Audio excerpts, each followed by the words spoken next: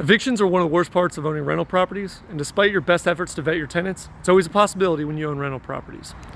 The eviction process can vary state to state, but what should you expect for an eviction to look like for your rental property in Florida?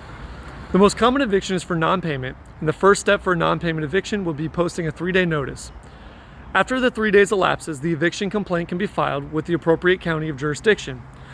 For other lease violations, the tenants must be provided a 7-day notice to cure or a 7-day unconditional quit, where the tenant has 7 days to vacate or the eviction can be filed.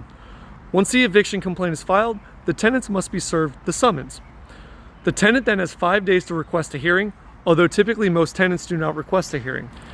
If a hearing occurs, the landlord or their representative must appear in court with their evidence presented to the judge. If the tenants do not reply within 5 days, a motion hearing is set and a writ of possession will be issued.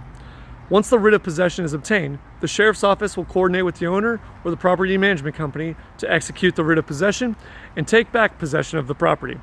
Most evictions take 6 to 8 weeks, although we have seen them as short as 3 weeks or as long as 12 weeks, depending on the jurisdiction and the judge's rulings. Now, this is the legal process, but what are some real-world variables to consider? First, it's always best to try and get the tenants to pay first. It's financially ideal to keep the tenants in place, especially if they do not have a history of late payments. What if there's partial payments?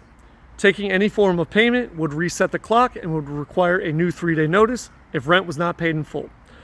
Given the time and cost an eviction may take, some owners will elect to pay the tenants to willingly vacate the property, assuming it is in good condition. Other owners will return the entire security deposit in exchange for the keys. Sometimes it's cheaper to just pay the tenants to leave rather than have 3+ months of no rental income on top of the court costs and attorney fees to file the eviction.